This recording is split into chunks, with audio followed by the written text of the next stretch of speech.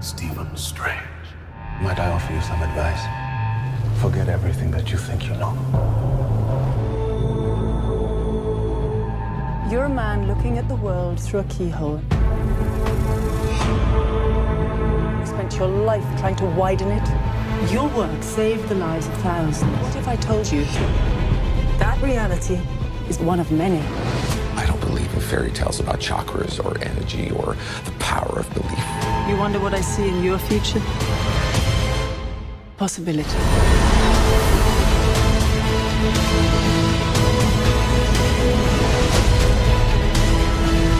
Hello and welcome to Cocktail Cinema. My name is Isaac. This is the show where I tell you how to make a cocktail as well as discuss cinema. Today we'll be discussing Marvel's 2016 film, Doctor Strange, but before we jump into that, I'm going to tell you how to make the Scofflaw, a very strange cocktail. Doctor Strange. Stranger. The Scofflaw is a Prohibition-era cocktail that was against the law at that time, maybe perhaps against the laws of nature, like the film. 2 dashes of orange bitters, 1/4 ounce of lemon juice, followed by half an ounce of grenadine, 1 ounce of dry vermouth, and then top that off with 2 ounces of bourbon or rye whiskey, whichever is your preference. Go ahead and shake that vigorously over ice and then strain into a chilled glass. And there you have the Scofflaw. Cheers. Woo, yes. Doctor Strange is a film directed by Scott Derrickson, starring Benedict Cumberbatch, Tilda Swinton, Rachel McAdams, Chiwetel Ejiofor, Mads Mikkelsen, and a bunch of other people. This is the tale of an arrogant rich man who is the smartest person in the room. An event happens in his life that humbles him. One might call that the inciting incident. He travels to the Far East to train himself in ancient ways by the Ancient One. Learns that life isn't all about him and that he should maybe perhaps save the world. If this sounds familiar to you, it's because it is. You've seen this in other films before. Batman Begins, Iron Man. At this point, their formula ain't broke, so don't fix it. It works just fine. This is a really fun film, very exciting. The narrative moves along quite well, very quickly. In fact, maybe a little too quickly at times for me personally. I would have liked to be able to know how long he was training. The visuals are fantastic. I know in this day and age when there are computer graphics in every movie and they're generally done to a high standard, it's hard to be sort of amazed by those things, but this film is no exception, or inception, if you will. It's really exciting to see the first time that he's opened up to other dimensions and his mind is opened up by the Ancient One, parallel universes, all of this kind of stuff. I thought that was all visually very stunning and trippy at the same time. I like seeing the astral projection. There's some really fun stuff that happens with that in the film. And the display of magic, the sling rings, all of that stuff. I was really into all of that. The Ancient One, played by Tilda Swinton, I know that there is some controversy over her being cast in that role, as it was the role of an older man of Asian descent, and now it's being played by a white woman, white Morpheus. You're going to think of that as a sort of like a gender-forward choice. She's great in the role, and she's really fun as Obi-Wan, the Ancient One. The cloak. The cloak of levitation was very cool. It reminded me of the magic carpet in Aladdin. It had a personality of its own. There's a lot of comedy in this film, by the way. I think about 65% of it worked for me. Some of the rest of it, not so much. But that's just my personal preference. Usually these Marvel films are very heavy on the funny, and this, again, is no exception to that. So the villain.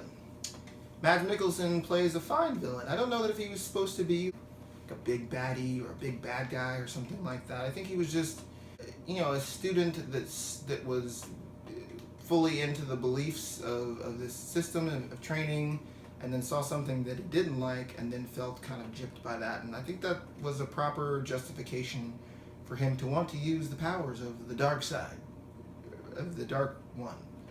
Dormammu, I think was his name, or something to that effect. There are a lot of comparisons also in this film to Inception, which are accurate, or The Matrix or something like that.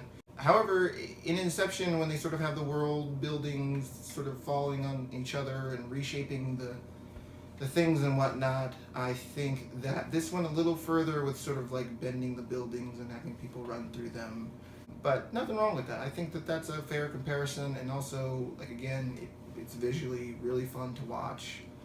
Benedict Cumberbatch is great. I don't know what he hasn't really been great in. If there's a film out there that he's not great in, I'm happy to be made aware of that film. I really like the time travel elements. Or not time travel elements. I really like the elements of messing with time. Anytime that's in a movie, I'm generally all in for that. It's like, oh, they're going back in time. They're going back and forwards in time. You can mess with time, and there can be alternate universes. Sign me up for that every time it happens in a movie. It's one of my favorite things. So the negatives for the film for me would probably be just the story. We've seen this before in most of the Marvel films. Iron Man, Ant-Man, all of these sort of origin stories are generally the same, but this movie is held up by the stronger visuals. It's a little bland, but I don't think that it's not that big of a negative. It's just more that we've seen this before, but again, they figured out the formula and it's working for them, and we keep paying money to go see their films, so I don't see why they would change it at this point. It's working for them. So let's give this film a rating. Let me tell you about my rating system. That is, from the bottom to the top, we have Pour It Out. These are all going to be drink analogies because, yeah, that's why. So Pour It Out. This is a terrible movie. Don't go see it. Sip reservedly if this is a movie that is okay, and maybe you're not going to finish it, but you're going to take some sips. Glasses up if you like the film. If it's a film worth seeing, go to the theater, go see this film, and order a double if it's really good. So, Doctor Strange, I am going to rate glasses up. I wonder if I rate a film, pour it out, if I'm going to have to pour out a drink here, because I would never do that. No, I would never do that to you. I would not. Thank you so much for joining us here at Cocktail Cinema. Make sure you subscribe to the channel, give us a thumbs up on the video if you liked it, if you like cocktails, if you like movies, if you like me, if you like my beard, if you like anything, just push that button. Thank you so much for joining. Cheers. We'll see you next time. Ooh. Forgot my sling ring, otherwise this would be visually dazzling. Bye. Why are you doing this? There are other ways to save lives. So much you don't know.